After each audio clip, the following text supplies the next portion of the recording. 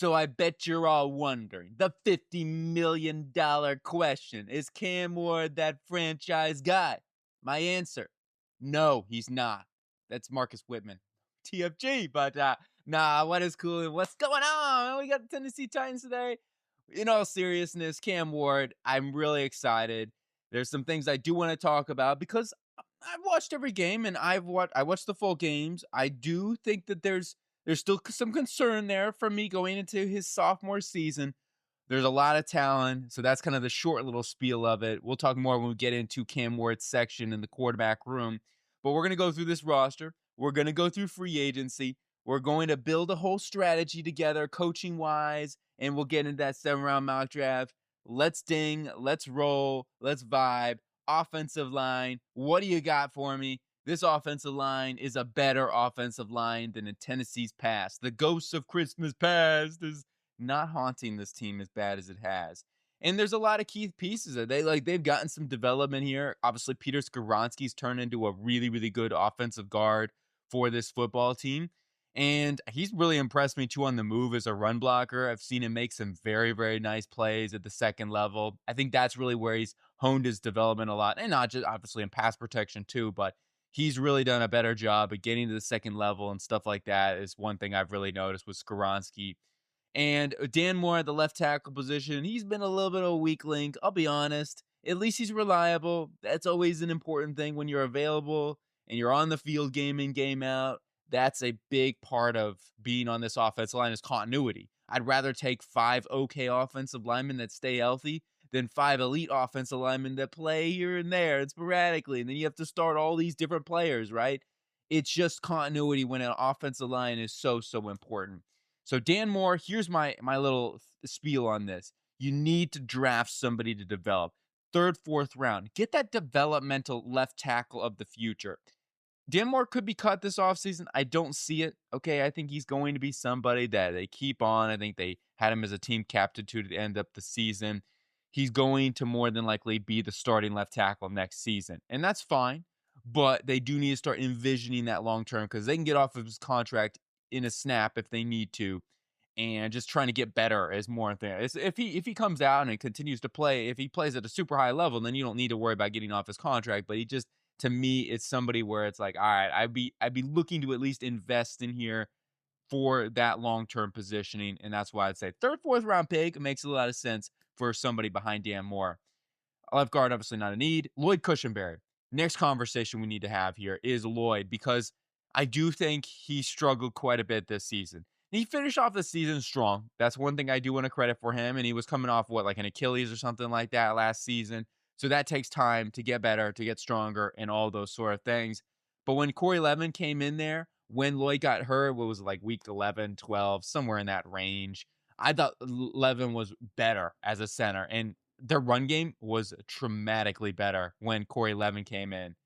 That's my opinion. I thought he was the better of the 2 players this season, even though he only played a couple games. He also got a little banged up there.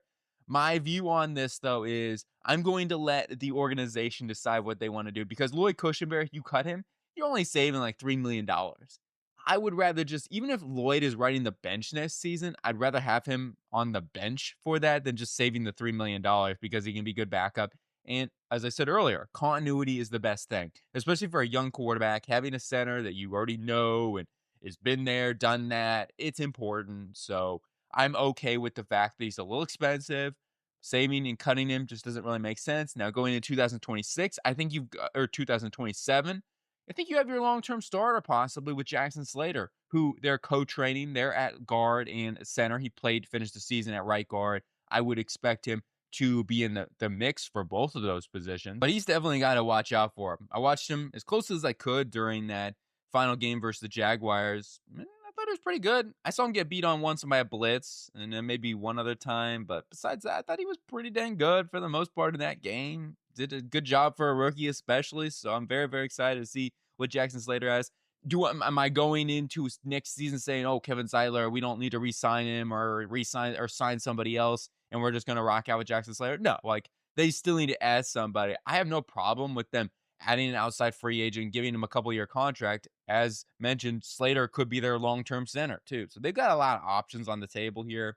Even if Slater's a 6 offensive lineman, then great. That would be awesome, right? So, not worried about that. You get your best offensive lineman out there too.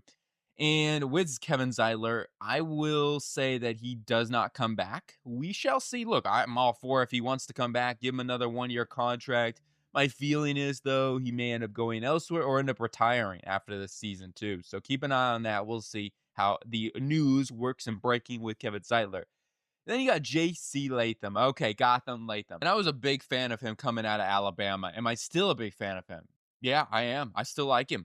I just think, yeah, the penalty stuff has got to get cleaned up. There's no question about it. He's a penalty magnet. He had another full start this week. It is what it is. Sometimes it happens. He's also going switch snap, snip, snap, left to right, to right to left. He's like doing that sort of thing. Let him get this full off season to stick it right tackle and have that continuity for him because the talent's there. Like, I don't really see him like getting just gooba stomped over and over. He certainly doesn't just lose like speed to power. He'll lose the edge, I feel like, from time to time or something like that. But I just think he's such a big, nimble, athletic big man. It's really, really impressive. And he's got that hunkering down strength that I love. So JC Latham, I really like him. Got to clean up some technical stuff. Got to clean up some penalties. I still think he's the long-term right tackle for this football team. Really will stamp the flag on J.C. Latham. My big thing would be finding a swing tackle because he's been a little banged up too throughout his career. So finding a little bit of help there. John Njoku, Oliuta, neither one of those guys really sits well with me going into this next season as really solid swing tackles, or even Brandon Crenshaw Dickerson from Florida there. And yeah, that's the offensive line for me. So looking at maybe a right guard is really the one thing free agency wise I'd be looking at more, not draft. I would be looking at left tackle of the future in the draft. Then we go on to the tight end room. This will be another conversation to have is Chigakonkwo. Will Mike Borganzi, first time I say that name in the video, let's go, Borganzi. We're going to say it a lot, as much as I can. Borganzi. Love his name, but Chigakonkwo, great name as well. He is somebody that I really like and somebody I personally would try to resign. If I had to bet my money on it, I would say he probably is not back. But once again, I like Chig. I'd bring him back. You don't want to lose weapons if possible, and he's somebody that I think can continue to get more utilization too. Him and Gunnar Helm, both really good players. They both had like 50 catches. Well, Gunnar had like 40. Chiggs had over 50, I believe. So between the two guys, they're very productive in this tight end room. They've got a very, very solid young tight end room that I like a lot, and I'd love to keep these guys together here. Helm, very impressive as a rookie as well. So good tight end room. Just try to bring back Chigakonko is my recommendation. On to the wide receiving core now. This is an area that has to be improved. Has to. Yeah, you got some young guys. You got Alec Ayubetter. You got Chabari DK. Calvin Ridley's a little bit of an enigma at times, right? You got to wonder about the injury situation with him. He's very inconsistent as a receiver. That's part of his problem too. But that's another conversation we're going to have here with Calvin Ridley because do you cut him this offseason? If you cut him, then you're just down to another weapon. Then there's the whole argument like, well, if you cut him, you save $13 million. You also lose $13 million. But then you take that $13 million and let's say you go sign Alec Pierce on the open market for around $30 million. Well, you could end up doing the same thing and end up, it's like it could be a cycle. It is always tricky, and I also think Alec Pierce and George Pickens, a lot of top wide receivers are end up going to get a franchise tag anyway or re-signed.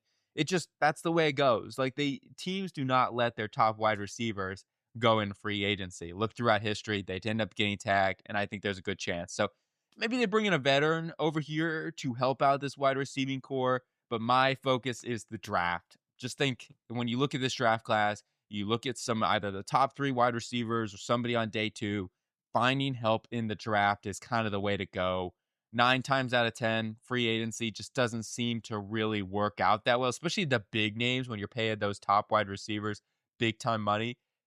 Look through history, it just doesn't seem to work. So I'd rather spend some money off the edge because I think that's been something where it's like more like 50-50, a chance that I feel a lot better we could find some help there than having to spend an early pick off. Yeah, I think obviously edge would be great too, like a Ruben Bade or a David Bailey would be fantastic as well at that 4th overall pick. I don't mind that option.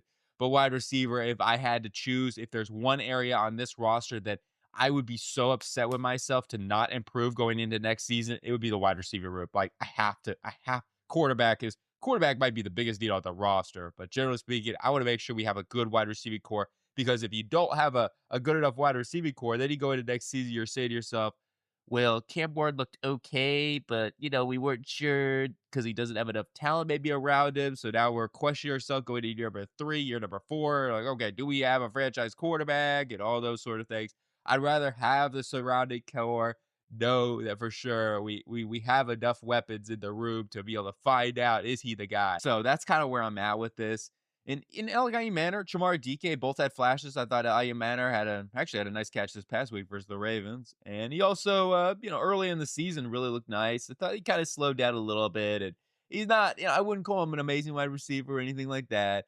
That one interception from Brandon Allen, he kind of stopped his route there and maybe a little miscommunication between the two throughout the season. It's a little up and down with Elegant Manor. Would I pencil him in as like a top 10, 15 receiver? No, I think he can be an okay starter, maybe a wide receiver 3 type. Chamari DK, I mean, he's a great return man. He had over 2,000 yards return. He led the NFL in that. So, hey, he right there and then is worth the 4th round selection that they got him for. Great rookie season. Got more involved as a receiver. Like earlier in the season, it was more like just getting him on like screens and swings and reverses and stuff like that. And they still kind of try to use him that way. And as he grows and develops more and, build a route tree, maybe he gets more involved there in the slot. Xavier Restrepo, another guy that I'd like to see them play out a little bit more. Van Jefferson out there too. But anyway, I will be looking at the draft here for this wide receiving core. Now we go on to the running back room. I like this running back room. I know maybe Titans fan might want to upgrade this room, and I get it, but I think Pollard's a good running back. I think Tajee Spears is a great running back as well. He just gets injured. That's the problem with Spears. Like when he's out there, he's so shifty. He's one of the most shifty backs in the NFL. That guy's got some jukes for days. I feel like it's so hard to bring down Tajee Spears on first contact. He is so elusive in space. It's insane. Just got to keep him in a rotation. Like that's what he is. He's not a every down back. Tony Pollard can handle a lot of those other things too. And I feel like he's okay in protection. I've seen him make some really nice pass protection plays. So I feel like between Pollard and Spears, you're in a good spot. But I'll draft like a running back 3, 4 to compete with Chestnut and Mullins, etc. here on this roster. On to, but it's not an early or anything. But now the quarterback conversation we go. Cam Ward. You see my ranking, you're like, oh, that's a little low, right? It wasn't a perfect season. Like I'll be real. I'll be 100%. I don't think it was a perfect season, and we didn't expect a perfect season, right? I mean, he's a rookie quarterback. There's going to be some growing pains. I thought earlier in the season, especially, he was struggling with his accuracy. He was just struggling with his decision making. Some of it, like he got away with, right? There were some across the body throws. I'm like, whoa, that's insane, right? And Caleb Williams gets away with some of those too. But anyway, Cam Ward, I really like some of the growth that he had at the end of the season. You look at that Kansas City game, that was his best game of the season. I thought he was fantastic. He looked great in the Jaguars, that opening drive before getting injured. He heard he was in a sling there on that right arm. So hopefully everything's okay and nothing serious there. But generally speaking, some improvement that is very welcomed for him. And that's what you want to see at the end of the season, right? Some continued improvement, continued growth. And he's going to have to continue that going into next season. And more awareness is a big part of that, and just the game slowing down and being more timely with getting the ball out on time and all those sort of things. But the accuracy is the one thing I really want to see him get more consistent on next season because he missed quite a few throws, and I don't want to throw a blind eye to that. All right, it was not a perfect season, so we got to kind of see that into year number 2 and continue to help out this offense and just really coaching staff get all those things nailed down to see how Cam Ward looks like in year number 2. Will Levis hopefully can just be the backup for them going into next season. Brendan Allen, I don't know if I'm going to re-sign him. He wasn't a great game showing out there, but he still is a guy who has some experience and can be a good veteran mentor. If you want to bring him back, that's fine. No big deal. But let's move on to the defense now and start off with the greatest defensive tackle this season, Jeffrey Simmons. This was a guy where I'm like, mid-season, I could just tell, like, Jeffrey Simmons was playing on a different level. I'm like, I was revolted. I was gonna say, like, if he did not get first team All Pro, then I will come down and start throwing riots at Roger Goodell's office or something. But no, I mean, I'm sure he doesn't have all the say on that. But Jeffrey Simmons is an animal. First play of the Jaguars game, he pulled a crazy, like, club swim up on, Ezra Cleveland, he bull rushed him later too in the game, it was hilarious, but now Simmons does have a tendency to pull some penalties, and it just seems to fire him up everywhere. I'm like I'm always like, whenever I see him get a penalty, there was the one game where he had, like, this offside call on him, and then afterwards, he like 3 plays where he just destroyed every single play. I think it might have been the Chiefs. Nah, it was a different game, I believe. But yeah, he had like an offside penalty that was just total bogus, or it was something. He had some crazy penalty called on that shouldn't have been called. And the next like 4 or 5 plays was just Jeffrey Simmons going crazy. It was so funny. But yeah, Simmons just gets fired up, man, and he is just the best defense tackle in football right now. No question, in my opinion. He is a madman in a good way, of course. And then you got Devondre Sweat, his partner in crime over there. I love the fact that those guys wear different sleeves too, which is always cool. Like Jeffrey's in the red, and then you got Sweat in the blue. So very cool that they do that. And it's nice because like I can tell them apart really easily, and I know exactly where Jeffrey Simmons is at all times. And yeah, that's a great duo. We don't need to do anything right there. Just give Jeffrey Simmons an extension, probably, right?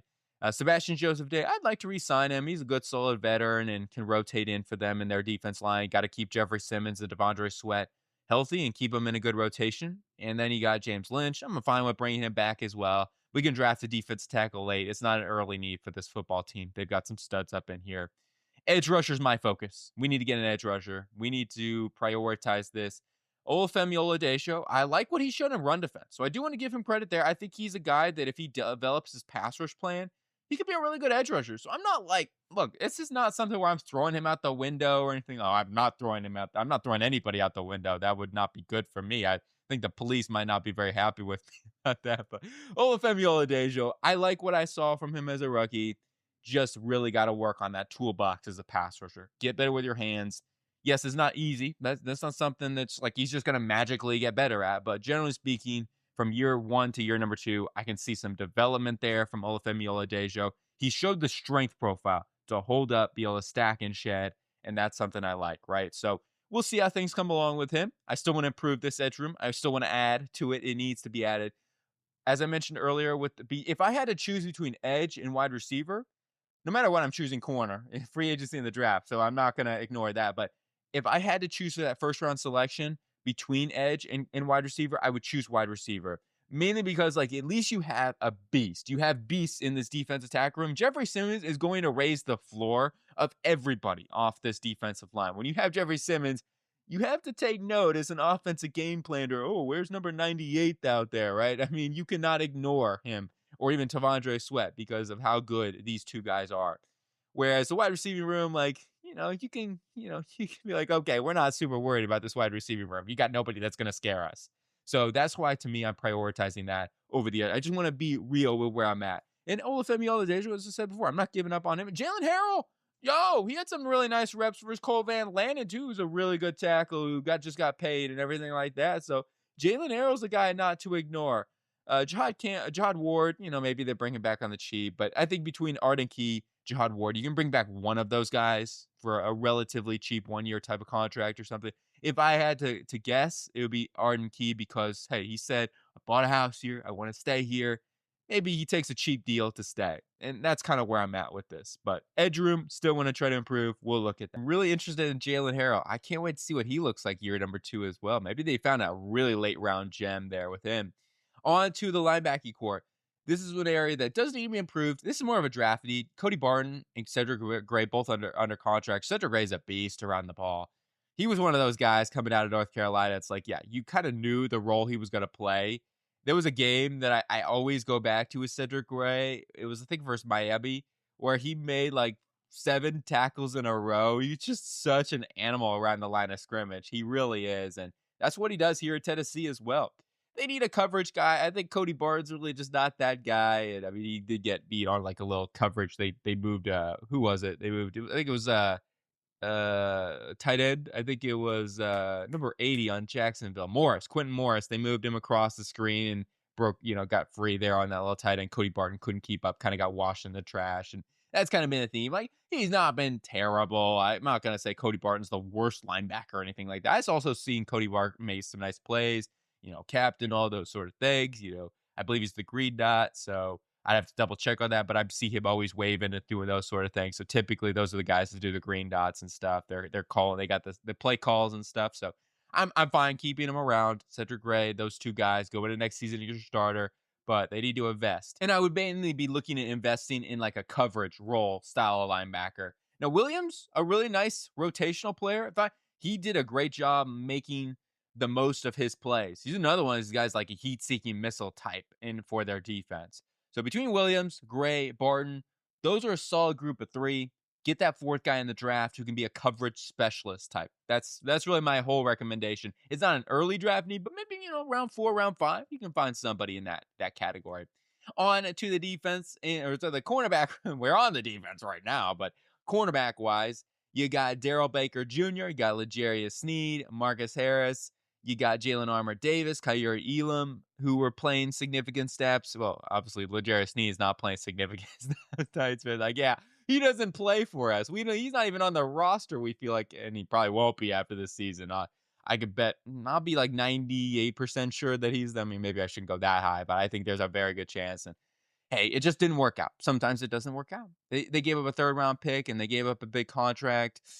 It is what it is. We all thought that was going to be a huge deal for Tennessee. Unfortunately, yeah, it just didn't work that way. And this cornerback room is the biggest overall need on the roster in terms of like what they have to do overhaul wise. Is it the top draft selection that I'm taking? Probably not. At number 4 in the draft, I don't really see a corner there that I'm taking. But generally speaking, this is the biggest overall need on this roster, in my opinion. Their coverage unit's been a problem for them all season long. And it doesn't help that all 3 of their safeties, too, got injured, too, by the end of the season. So they were rolling out there with Sanusi Kane. And, yeah, it was pretty rough, right? I mean, Alec Howlett, they were kind of like rotating a lot of different guys. I do want to give a shout out to Micah Robinson in that second half in the Jaguars game. Maybe the Jags were just kind of playing a lot nonchalant in the second half, but generally speaking, I thought Micah Robinson had a really good second half. What was he, a Tulane 7th round selection, something like that? But he was good. He had some back to back like play on that left side in that one series in like the third quarter or something. Made some really nice plays.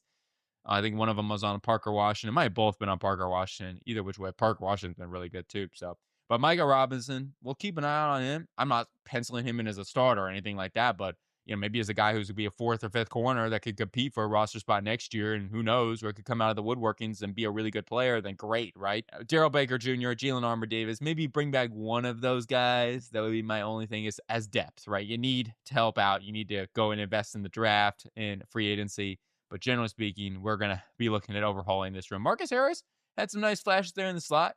Let him get fully healthy. That's going to be critical. And I feel like he could be a long-term slot for them. So I'm happy about that. Still am I bringing a veteran in. And then moving on to the safety room here to finish this off. We did mention some of the injuries they had at the end of the season and having to give guys like Sanusi Kane and Eric Hallett out there. Jarek Reed was playing too. And yeah, I mean, their safety room this season in general was disappointing. I think Amani Hooker took a big step back, especially for his contract. You want to see him play a little bit better. You got Xavier Woods, who's a solid player. I mean, he's not a leader or anything like that, but he's a good player. He got injured, only played like a couple hundred snaps. Kevin Winston even got banged up. And we'll see Kevin Winston year number 2. I think he's got to get a little bit better in coverage and stuff like this. In general, this team's got to get better in their coverage assignments going into the next season.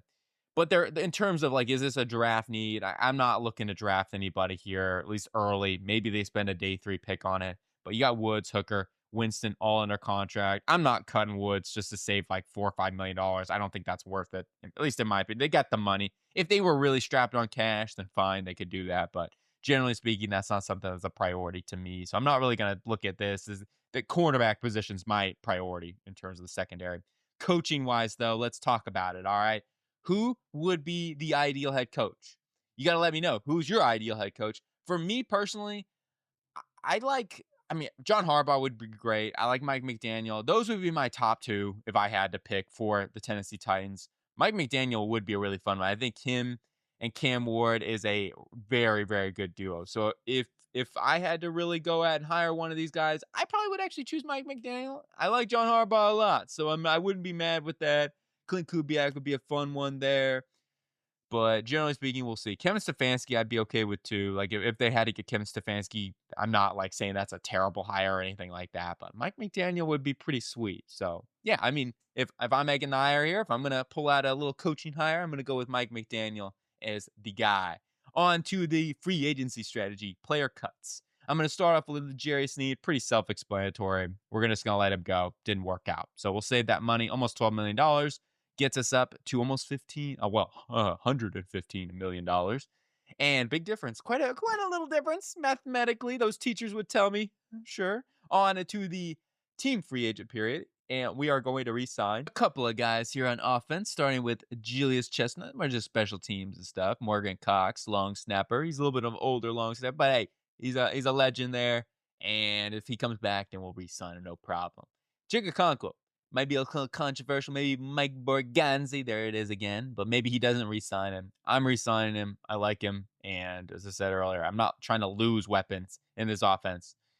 And it's not like a significant deal. $39 million, 3 years, $13 million average. You got to give him 14, 15. Fine with that too. Good solid tight end. Him and Gunnar Helm. Set yourself up with a really good tight end room. And then Corey Levin, absolutely want to bring him back. And if they want to go ahead and have your competition in training camp between Corey Levin, Lloyd Cushenberry, and Jackson Slater for that center position, absolutely. Center, right guard, whatever. I'm all game for that. They can make a post, they can cut Lloyd Cushenberry in training camp or they can trade him in training camp too. That's always a possibility as well. They could get like a fifth, sixth rounder for him if team needs a center. Joey Sly, I'll bring him back. He did miss that kick there to finish up the season. Basically, it was like a 46-yard or something like that. But he was up and down. He's not a perfect kicker. Maybe you sign somebody else, but I just kind of feel like my options are a little limited out there. So I just re-signed him, Joey Sly. Not a bad kicker. We'll see what they end up doing. That's just kind of one of those things where maybe I didn't want to have to deal with it. Let them deal. Same thing with Johnny Ecker. Kind of just let them deal with it. They'll figure their special teams, but their special teams was better this season. It wasn't as bad as the in 2024, in my opinion, but it still could be improved upon for sure.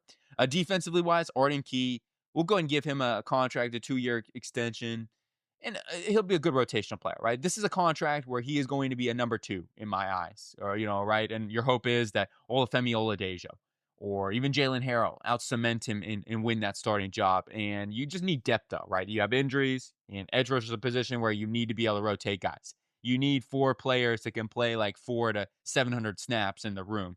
So Arden Key for that contract just makes sense. And as I said earlier, he bought a home here. I think he really wants to stay. I don't think he's joking around by that, right? I think he really does want to stay here. So for that contract, I'm perfectly fine with that, keeping him around as a depth player, really. Sebastian Joseph Day, we'll keep him around. Same thing with James Lynch, Daryl Baker Jr., either him or Jalen Armour Davis. Keep one of those guys if you want. I'll be signing somebody else in free agency plus the draft for sure. Johnny Hicker, as I mentioned, too. So there you go. On to the restricted period. Pretty self-explanatory. Just bring these guys back to compete for special teams and a roster spot. Then we go on to the outside free agency where it gets interesting, right? Oh, who's he going to bring in? Who? I don't know. Hoosiers. I'm joking. Sorry, but I'm getting really scared for that game. Back to this, though, here. And Christian Kirk going to be our veteran wide receiver we bring in here. 1 year, $10 million. I like what he brings. He's jumping from AFC South team to AFC South team in this case scenario. So why not? I don't mind bringing him in to at least just kind of that way you don't put everything on Chamari DK next season to have to step up into this huge time role. You can have Christian Kirk be that work in there with him. Stone Forsythe as the swing tackle coming in here, his right tackle and left tackle experience. He's not unbelievable, but hey, I want to try to bring in a swing tackle. Dylan Parham, big little signing here. Okay, 3 years, $42 million. You aren't joking around, right? I mean, $14 million average, which is average, right, for an offensive guard. And he is a little bit average, but I actually like him a little bit more than the on the Raiders offensive line. Trust me, it's a little bit of a disaster there. So I can give Parham a little bit of a pass. I think he was their best offensive lineman this season, the most consistent offensive lineman. Let's put it that way.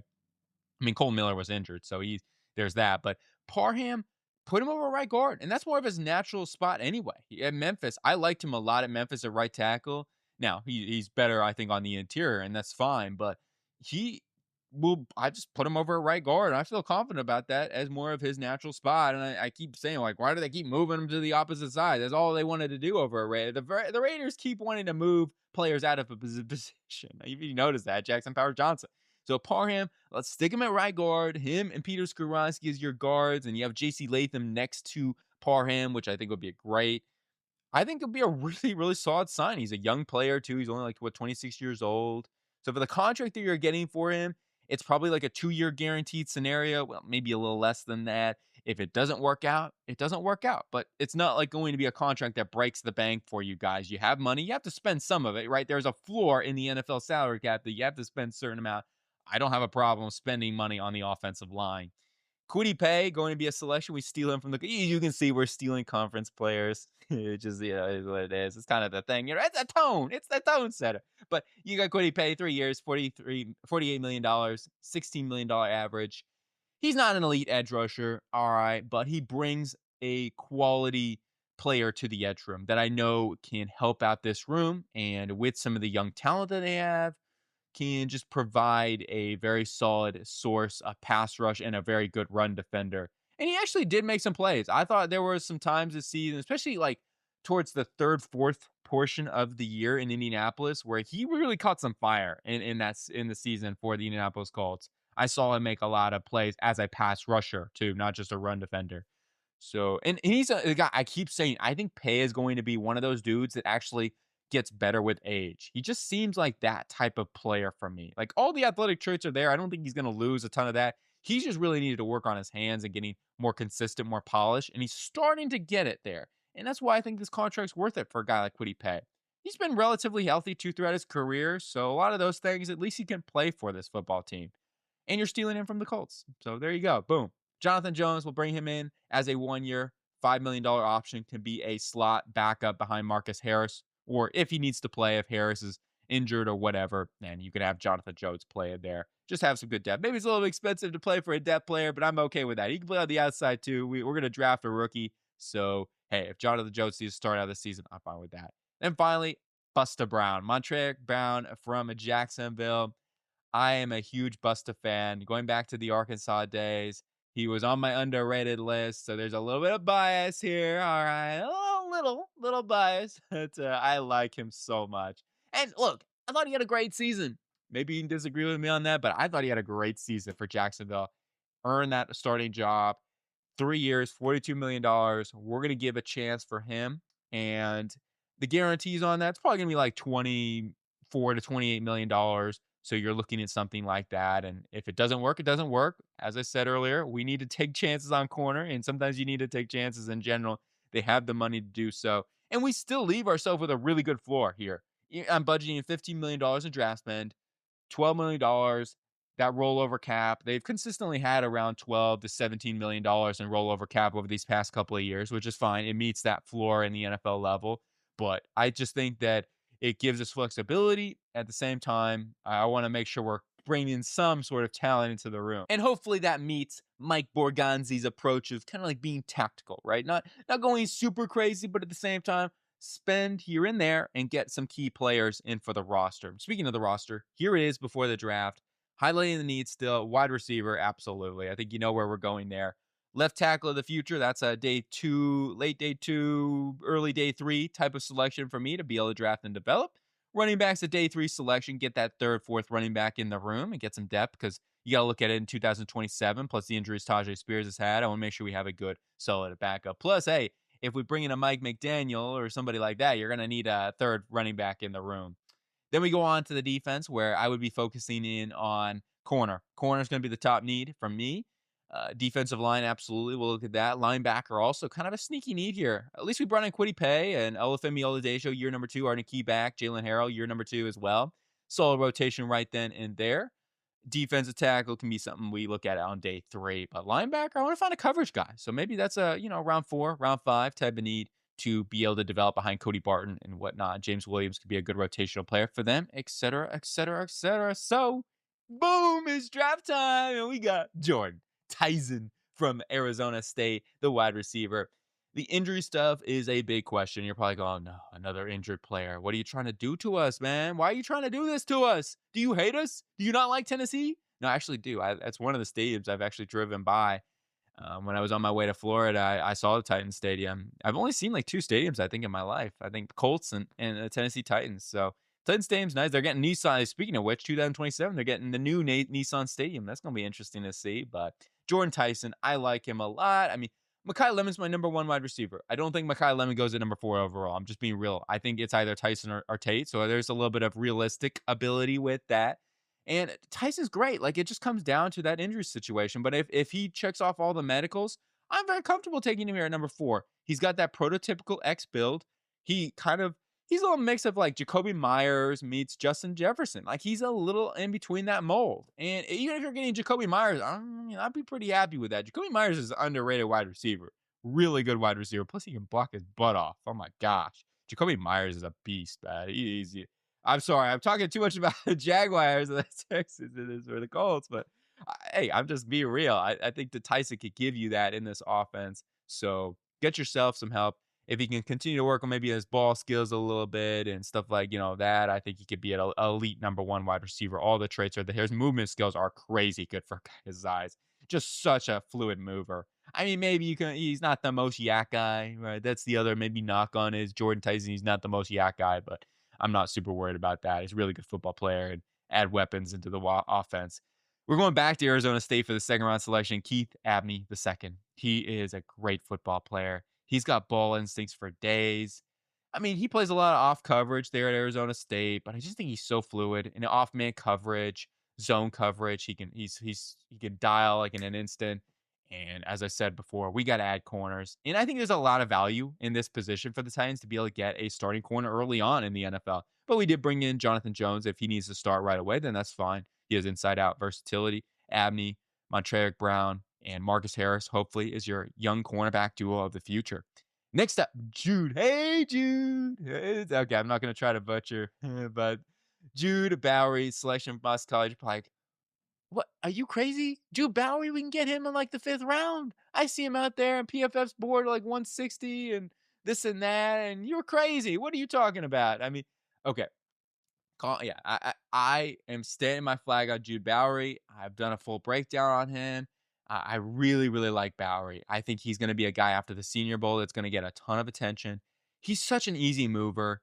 He's gotten stronger in his profile. He was injured this season for a little bit. And yeah, another injured player, right? But no, he's fine. He's fine. It's not like been a theme with Bowery, in my opinion. I don't know. I'd have to go back and look to his high school history and stuff. But yeah, I think he is a very talented player.